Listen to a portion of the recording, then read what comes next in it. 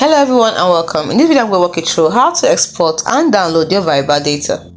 Now the first thing you need to do is open up your Viber app and then you tap on the more icon at the bottom, tap on settings and then you tap on privacy. Scroll all the way down and tap on personal data.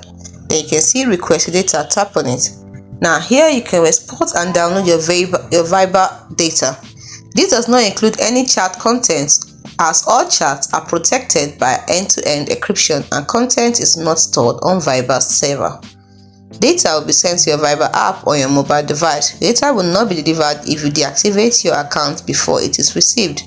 Note that downloading your data does not delete it from Viber server. So if you want to continue, click on continue.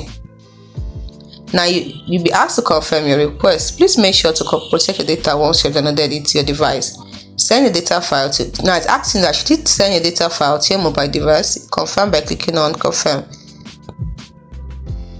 It's as simple as that. So your request will be submitted and to be sent to your Viber mobile app within 14 days. So that's 2 weeks.